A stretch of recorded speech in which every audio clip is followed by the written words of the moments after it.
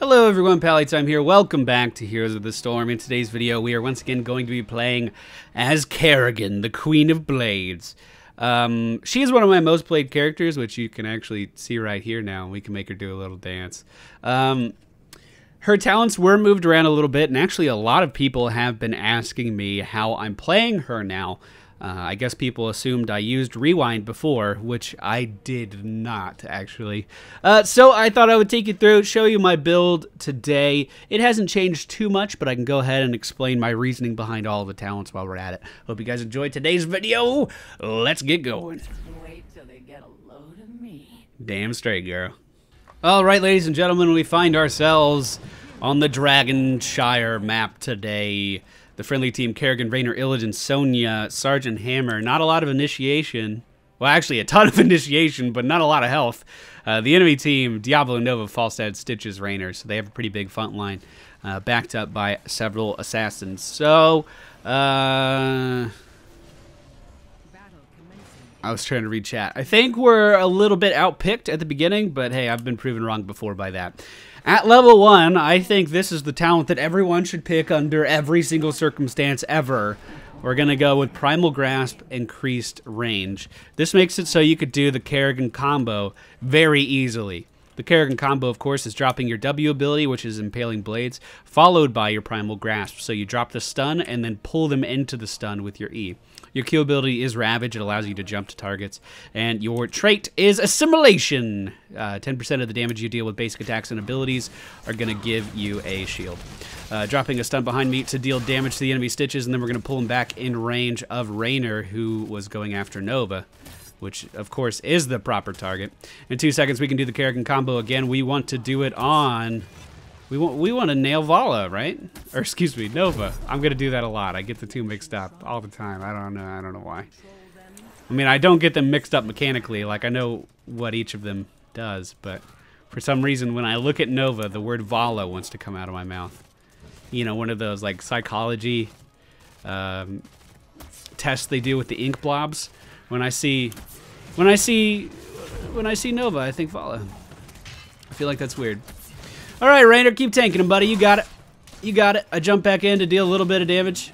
We are not going to be getting the top shrine unless he's walking in there by himself. I am going to be forced to recall. They do have a lot of harassment on us in the early game. Don't worry. As Kerrigan progresses into the late game, she becomes significantly stronger. Sergeant Hammer and Illidan are going to be able to pick up the shrine in the bottom lane for the friendly home team. But Diablo has something to say about that. It looks like they're going to be okay, I think, maybe.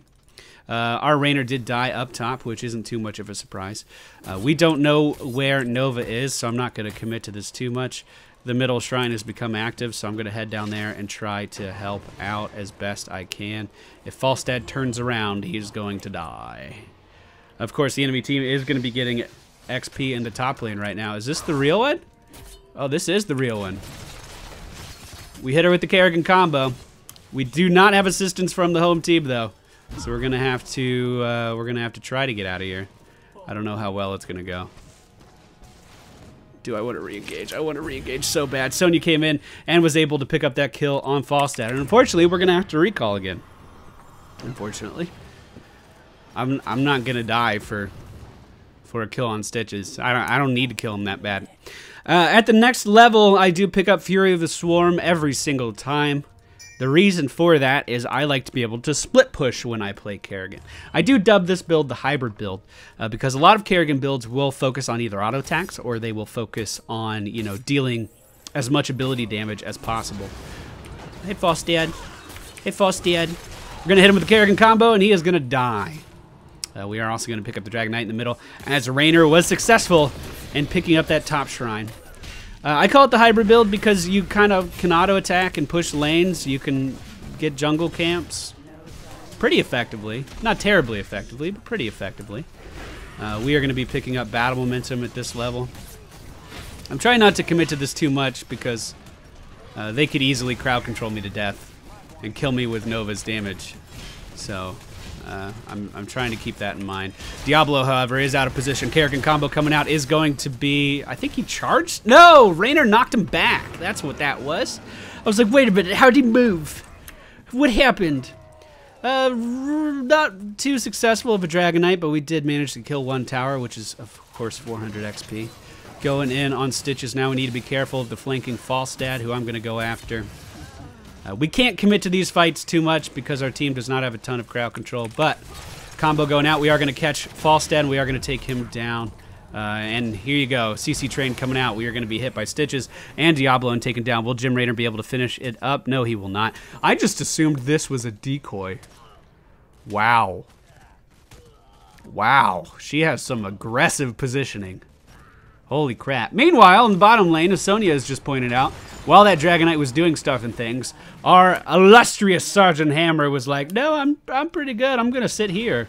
And has been doing a ton of siege damage to those bottom lane forts. The enemy team going for mercenary camp. Sonya going for one over here. We can go help her out. I want to show you something amazing. Look at my cooldowns. We do have battle momentum.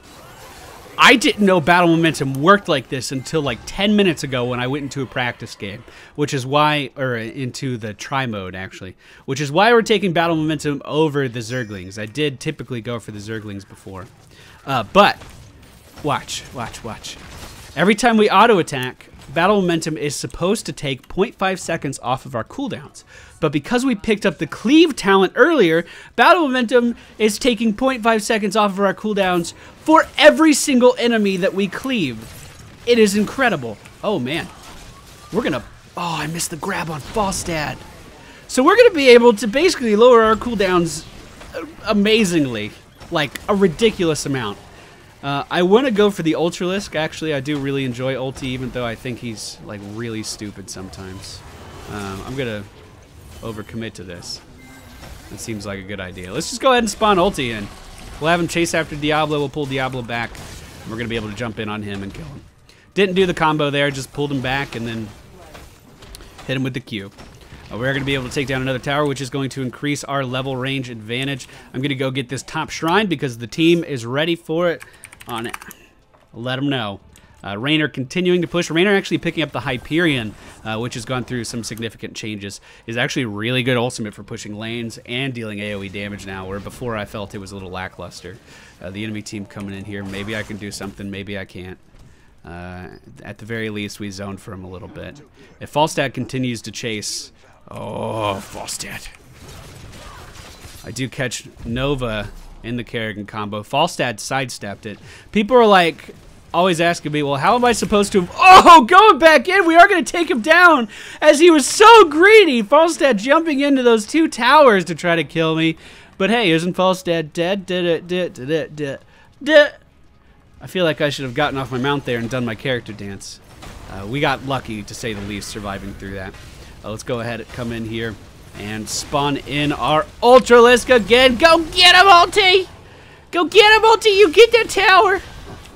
We're going to be picking up Sprint at this level. Sprint is my only means of survivability on Kerrigan. We're going to pull this guy back because I want my ally. I wasn't fast enough. Looks like Raynor is going to die in there, but he does manage to get off his Hyperion before that happens. And the enemy Hyperion is chasing after me, so I'm just going to go ahead and sprint out of there. With this build, sprint is my only means for survival. So absolutely, I 100% have to get sprint or I'm going to die all of the time.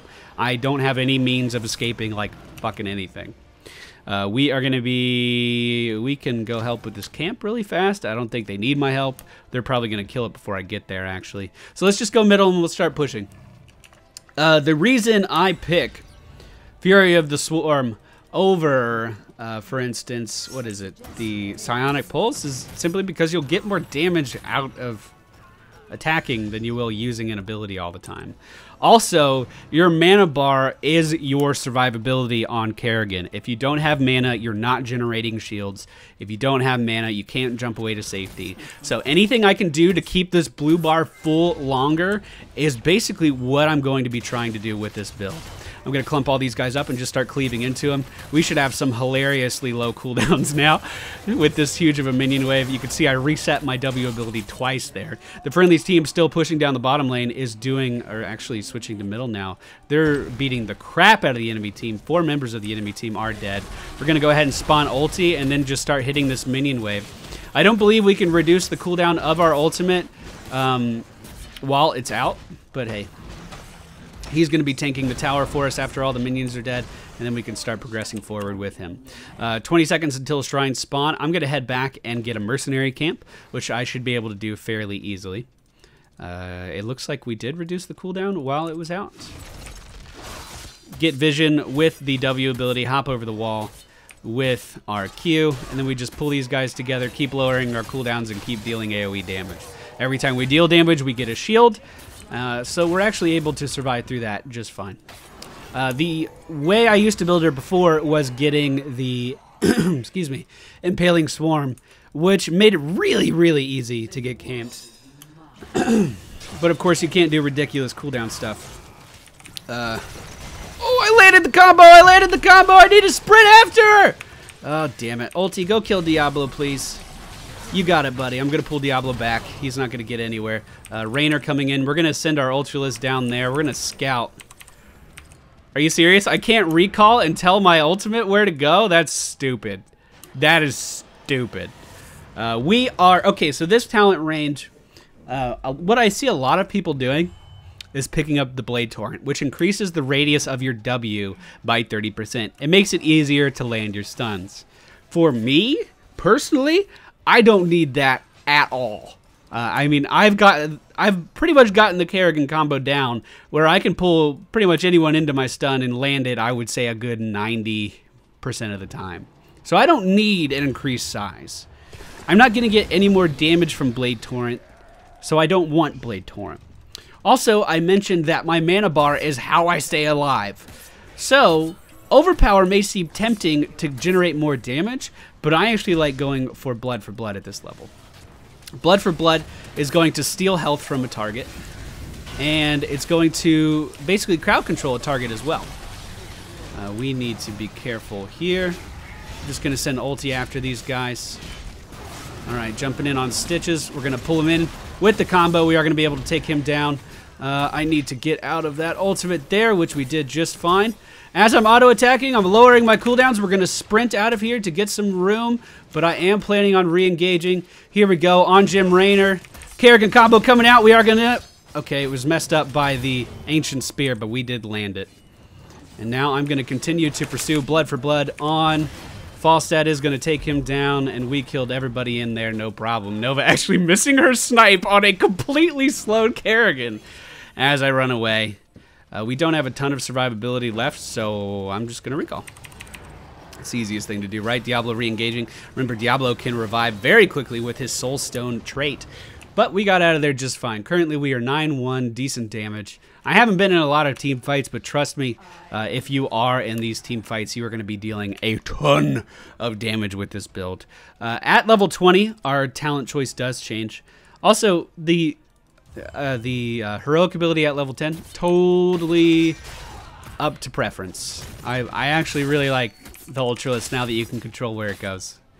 It's not great, don't get me wrong. I mean, you're going to be more effective, and you're going to increase your survivability with the Maelstrom.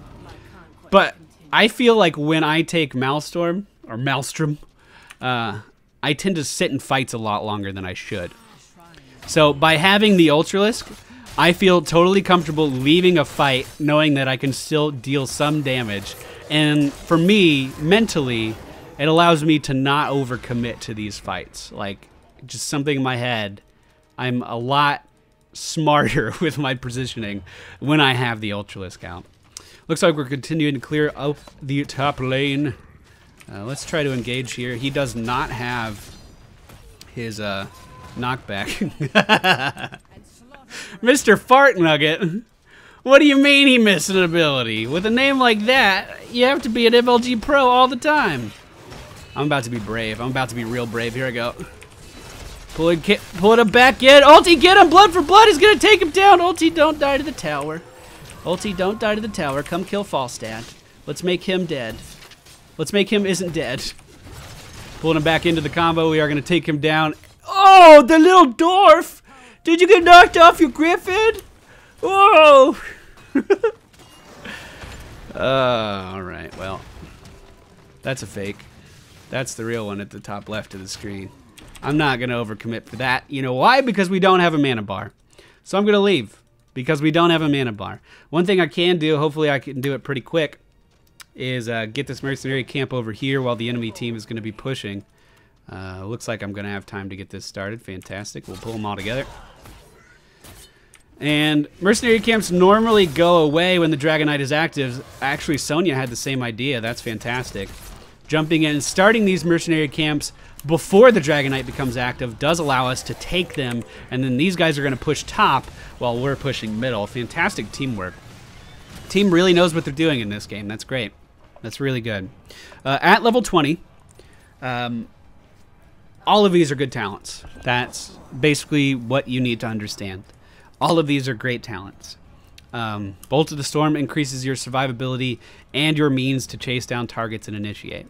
Having another Ultralisk is great. You get twice the effectiveness for the same amount of mana. That's fantastic. I'm going to go with the Nexus Blades. Basic attacks deal 20% more damage and slow the target for 1 second. That's every single basic attack. We're going to be dealing 20% more damage, which also carries over to the splash damage that we picked up early in the game with the Fury of the Swarm. So just our ability to push lanes, our ability to deal AoE damage, and our ability to secure kills is going to be increased by this single talent alone. Let's go ahead and spawn in the ulti. Who do I want to kill? I guess we'll go for Raynor. The combo does land and he is taken down. I overcommitted for sure. I tried to sprint out of there, but I was too out of position and we are going to fall. But Ulti's still doing work, is going to go tank the core for the team now because that's just what he does. Go get him, Ulti. We have killed all of these structures for the enemy team except for these towers over here, which aren't even that important. And the mercenary camps that we took over are pushing through those as we speak. So this is looking like a pretty one-sided game. We were pretty much ahead the entire time, but I feel like I explained my build adequately. I really enjoy this build. This is pretty much the one I do every single game. And again, the reason I don't take Overdrive, which is a phenomenal talent, don't get me wrong, you will be bursting down some motherfuckers with Overdrive. And if you use Overdrive before you summon your Ultralisk, or use Overdrive before you use the Maelstrom talent, those abilities are going to be dealing more damage throughout the duration of their existence. So the entire time Ulti is out, if you Overdrive before you spawn him, he's going to be hitting 25% harder. I've tested this out in try mode prior to the patch. It may have changed now. But because mana is so precious on Kerrigan, I feel the need to go for blood, which is a mana-less option. So that's why I go for what I go for. Hope you guys enjoyed today's video. It was incredibly one-sided. But nonetheless, I hope you enjoyed it, and I will see you all next time.